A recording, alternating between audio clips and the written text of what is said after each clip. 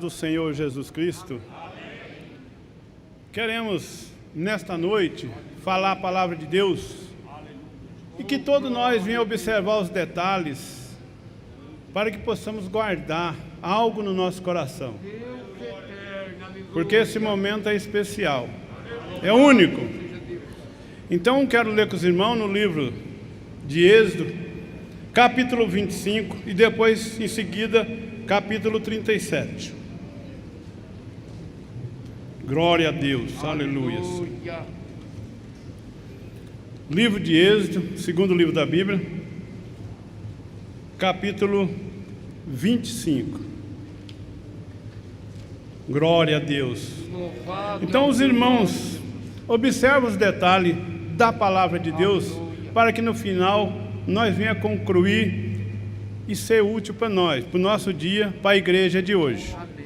Glória a Deus. Achamos? Versículo 10, em nome de Jesus.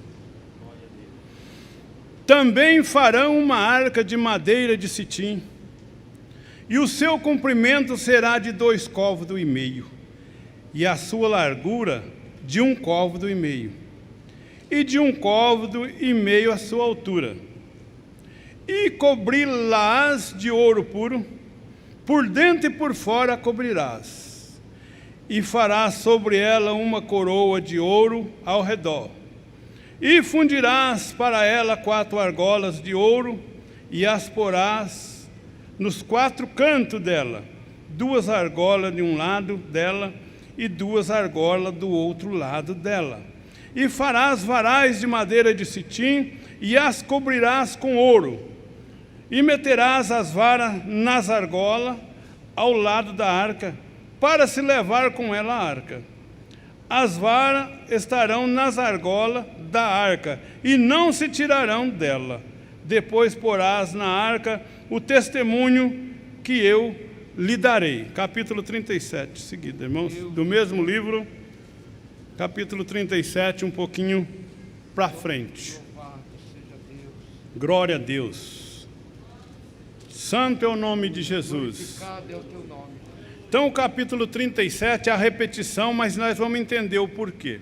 Diz assim a palavra de Deus: fez também Bezalel a arca de madeira de citim, e o seu comprimento era de 2 côvados e meio, e a sua largura de 1 côvado e meio, e a sua altura de 1 côvado e meio. E cobriu-a de ouro puro por dentro e por fora, e fez-lhe uma coroa de ouro ao redor, e fundiu-lhe 4 argolas de ouro nos seus 4 cantos, num lado 2, no outro lado 2 argolas. E fez varais de madeira de citim, e os cobriu de ouro, e meteu os varais pelas argolas ao lado da arca para levar a arca. Amém. Senhor Jesus, nesta noite, meu Deus, nessa oportunidade única que eu tive, Senhor, na Tua presença, eu quero, meu Deus, que o Senhor venha falar por mim, para que todos os corações possam entender o sentido e o recado da Tua palavra, Senhor. Que neste momento, meu Deus, se enche o coração dos Teus filhos. Amém, Jesus. Amém. Podemos assentar, os irmãos? O que acabamos de ler, 2 passagens em 2 lugares diferentes. Um estava se dando uma ordem, no outro lugar estava se cumprindo a ordem. Então nós sabemos que aqui Bezalel fez exatamente como foi pedido, ali no capítulo 25. Então, do jeito que Deus mandou que fizesse, foi feito. Então, quando algo é aprovado por Deus, que é feito do jeito que Deus quer, da maneira que Deus quer, Deus cuida. E Deus zela para vela a sua palavra cumprir. E Deus vela. Então nós sabemos que essa arca foi feita, porque foi um pedido, um mandado ou uma ordem do próprio Senhor. Ele ainda disse no primeiro texto que lemos, e depois porás nela o testemunho. Então essa arca foi feita no tamanho, comprimento e altura exata que foi pedido, de 1,5 côvados. A matéria-prima, a qualidade da madeira, e mandou que fizesse coberta por dentro e por fora de ouro. Ouro. E fizeram. E nós sabemos que a partir do momento que essa arca foi feita, Deus incumbiu-se em zelar por ela. Sabemos que logo em seguida essa arca foi usada. Quando levantou o acampamento para atravessar o Jordão. Então essa arca foi mandada aí na frente, 700 metros, e o povo seguisse de longe. Que quando o sacerdote chegasse, que pusesse os seus pés nas margens do rio que estava cheio, as águas iam parar no montão. E assim fizeram. Quando os sacerdotes chegaram na beira do rio, que puseram a planta dos seus pés na margem, o rio parou, foi fazendo um montão, diz a palavra de Deus. E as águas que estavam para baixo foram embora. E o povo começou a passar o rio a seco. Aleluia, Jesus. Oh, glória. Irmãos, já imaginaram o que é isso? Não era uma barragem, não era um muro. Sim, mas a arca do Senhor que foi feito aqui, exatamente do jeito que foi mandado fazer. Então, quando a obediência da palavra do Senhor, as coisas mudam. Então, enquanto há obediência, Deus zela por velar pela sua palavra. Sabemos que aqui, essa arca parada no meio do Jordão, o povo passando a seco, ainda mandou tirar 12 pedras do meio do rio para que ficasse em memória para ser contado. Josué mandou pegar mais 12 para que ficasse em memória, porque o dia que passaram a seco, porque Deus velou pela sua palavra, pela aquela arca, pelo testemunho que estava nela. Ainda podemos ver essa arca rodeando a cidade de Jericó, dando volta, cada dia uma volta. No 7º dia, 7 voltas. E aqueles muros caíram por terra. Deus velando novamente por aquele objeto que foi feito a pedido dele. E também sabemos que ali, quando os filisteus tomaram aquela arca por 7 meses, foi uma derrota para o povo de Deus pela rebeldia dos filhos de Eli. Mas também quem roubou, quem levou aquela arca, pagou um preço muito caro, porque Deus velava. Puseram a arca na casa de Dagon. Dagon amanhecia caído. Levantaram Dagon, no outro dia amanheceu caído e quebrado o pescoço e as mãos. Nada parava diante da arca do Senhor. Deus eterno. Quando alguém quis pôr a mão naquela arca para ajudar, morreu. Quando olharam para dentro daquela arca lá em Betseme, morreram 50.070 homens, porque olharam dentro da arca. Irmãos, no final vocês vão entender o porquê que eu estou explicando isso. E também sabemos que, quando aquela arca ficou na casa de Abinadab, que ele foi grandemente abençoado, porque a presença do Senhor estava ali. Então ali era escolhido um homem sacerdote para levar aquela arca de um lado para outro. E dentro daquela arca foi colocado 3 coisas. Primeiro, o testemunho que ele mandou que colocasse foi as tábuas de pedra, que Deus escreveu com a sua própria mão os mandamentos do Senhor. Depois aquela vara que florescera, que era de Arão, foi colocada, a segunda. Terceira coisa, um gomer de maná, que significava 1,7 litro nas nossas medidas. O maná que vinha do céu para o povo alimentar. Então essas 3 coisas foram colocadas dentro daquela arca. E por isso que Deus velava tanto por aquela arca, não porque era de ouro, não porque era de madeira de cetim, mas porque foi feito exatamente do jeito que Ele mandou. Se alguém quisesse ajudar, falasse dessa maneira, essa arca está muito pequena, 1,5 côvado só é pouco. As coisas de Deus têm que ser grandiosas. As coisas de Deus têm que ser enormes. Deus é grande. E fizesse aquela arca de 2 côvados. Mas a largura está muito estreita também. Vamos aumentar mais 1 côvado aqui, que para Deus é melhor, que aí cabe mais coisa. Não, minha gente, madeira de cetim, vamos pôr um IP, esse IP é mais melhor, é um cerne mais bonito, mais aguenta mais. Será que Deus aprovava, irmãos? Não. Deus não aprovava. Então, muita gente nos dias de hoje quer ajudar Deus.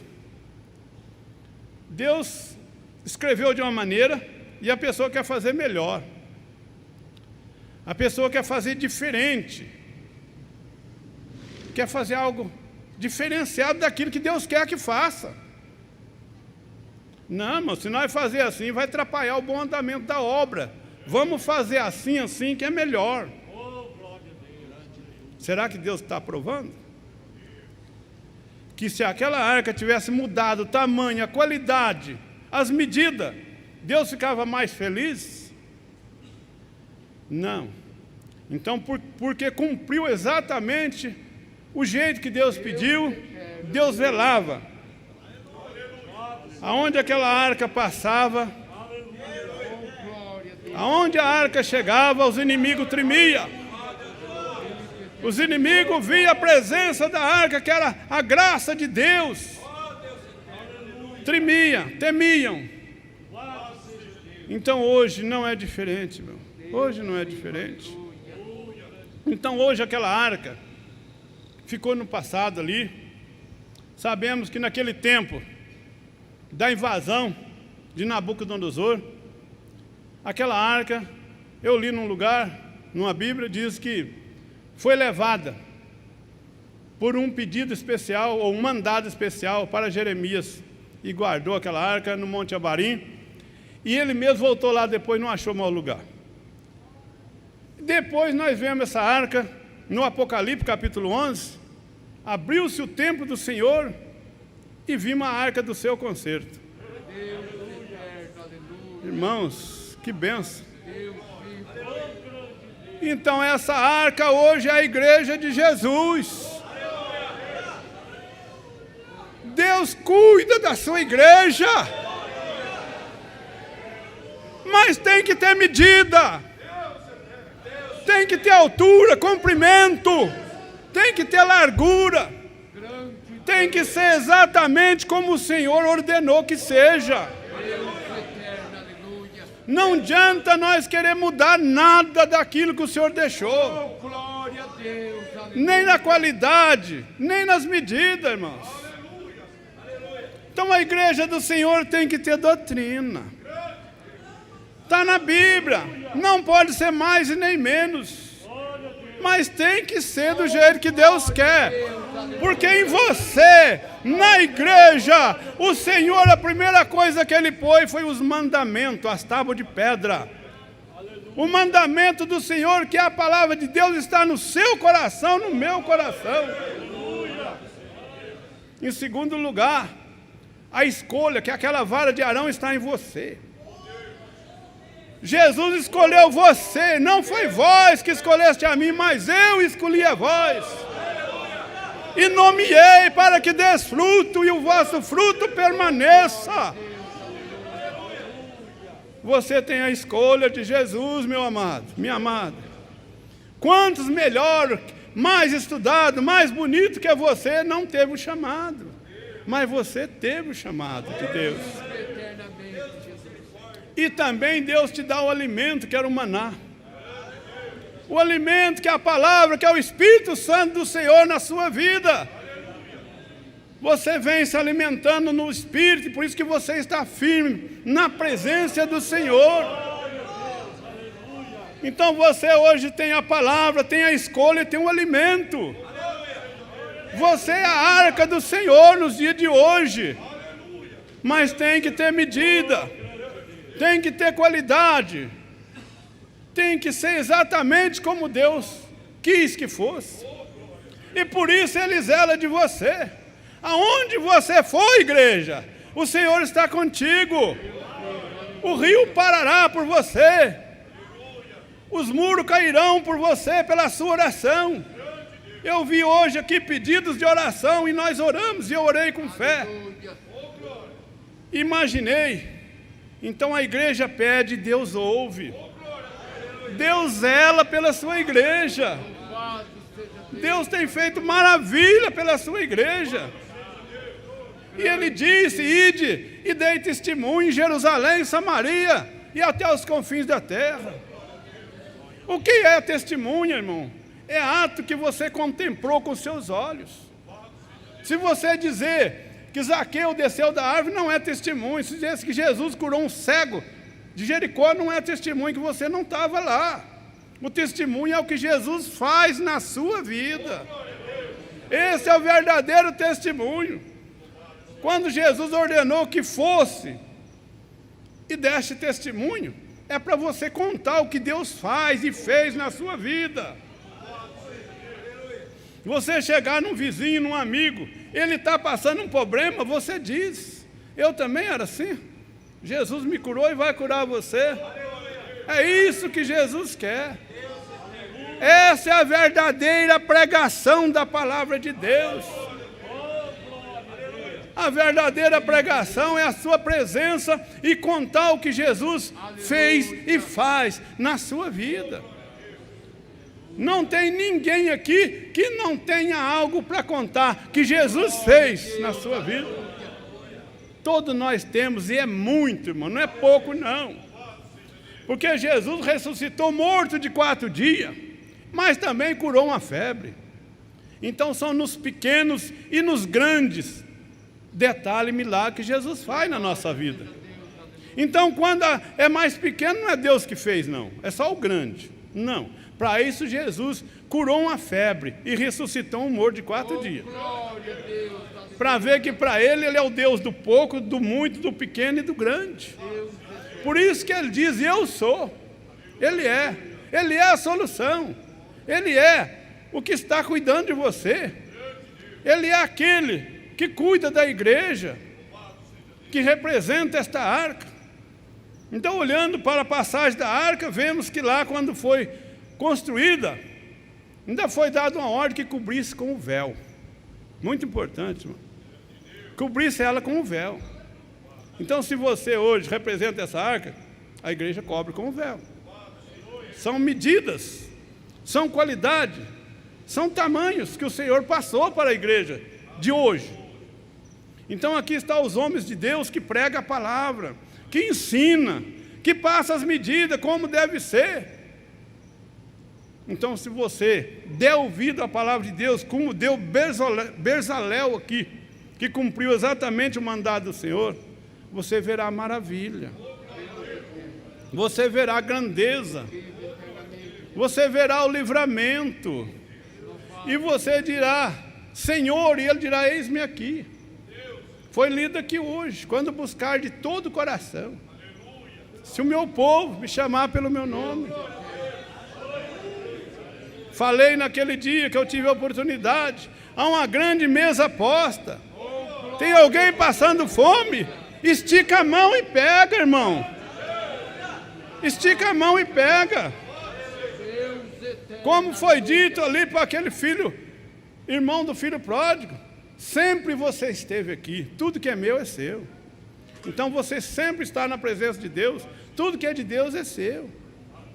O poder, o Espírito Santo, o Espírito do Senhor, como o amado irmão falou aqui, que o Espírito saltou no ventre. Então esse mesmo Espírito é o que está em você, é o que está revestindo, é o que escolheu você, é o que te alimenta, e é o que dá a palavra, a ordenança, os mandamentos, irmãos.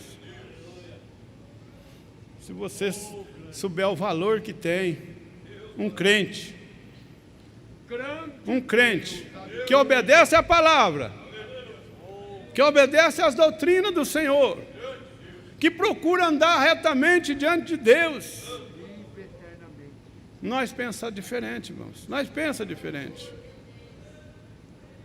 Então todos nós somos obreiros, todos nós temos que levar o testemunho.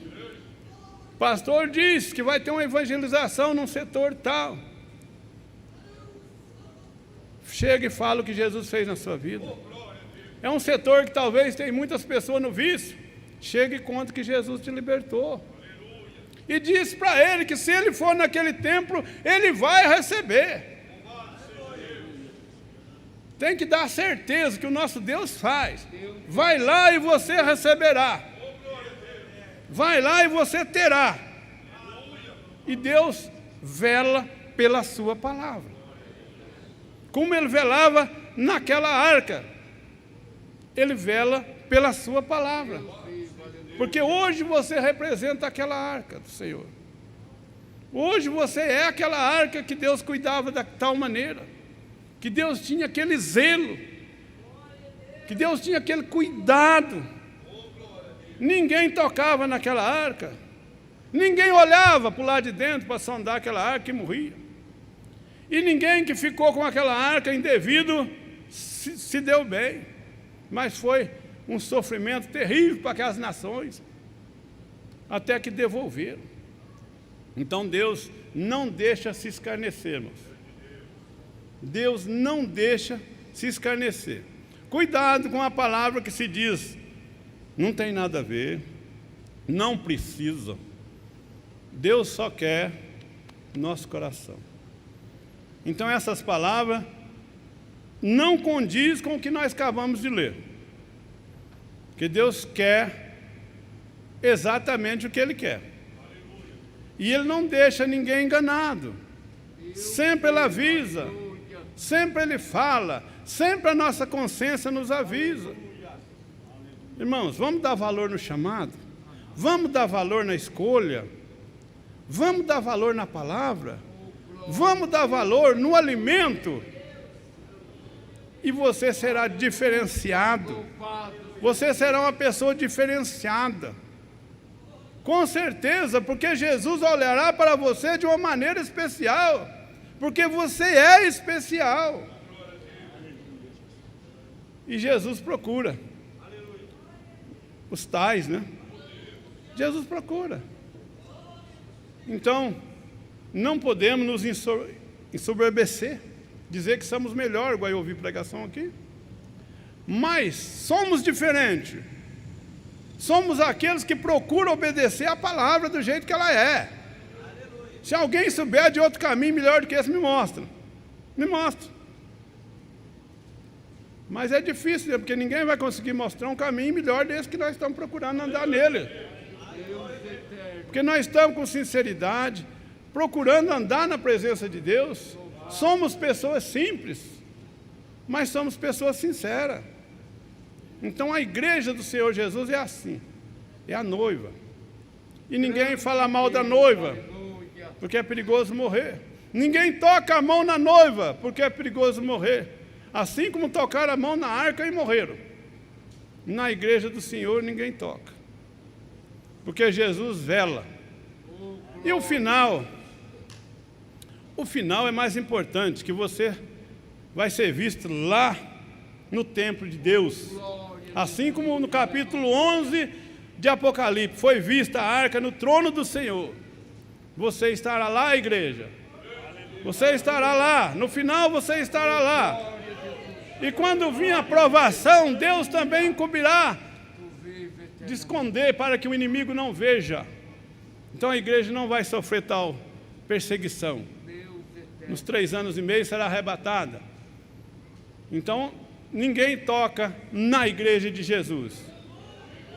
Mas procuramos obedecer os tamanhos, comprimento, altura e qualidade do material espiritual que há em nós.